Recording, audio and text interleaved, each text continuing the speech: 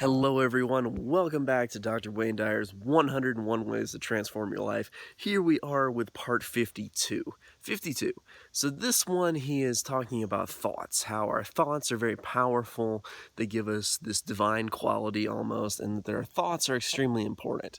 We previously discussed in the series how our thoughts can really change a lot of our reality because our thoughts will change like our beliefs. Our beliefs will change what we like our actions, or actions will change our results.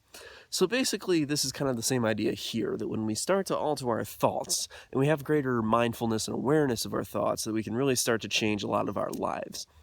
Now, he has a little bit of part about like our divine energy and everything we do and think. I kind of naturally dismiss that one. I'm not sure if you guys kind of do, but I just think that the thoughts are the really important part, that our thoughts are the most important thing about this whole series, that it's just about whatever we think, that's what it really comes down to, the small level. When we start thinking negative and judgmental thoughts, if we can become aware of that and see the problem with that, we can start to change our lives by changing those thoughts.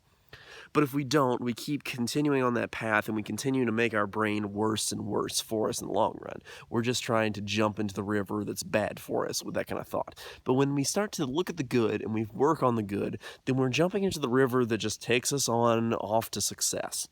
And I think that's really fantastic here, that it's really about the thoughts, and I really think he's getting at that. That when we think differently, that is what matters, okay? As a Man Thinketh really gets at that by James Allen, just saying, we can think differently, that can change our lives. Think and grow rich, it's about thinking differently. And that's also what I think he's saying here, is that we naturally just think things all the time. But what we think really creates our reality. So we should think the things that are going to create the reality we want and not the one we don't want. That's about it for part 52. I will see you guys next time with part 53, so stay tuned.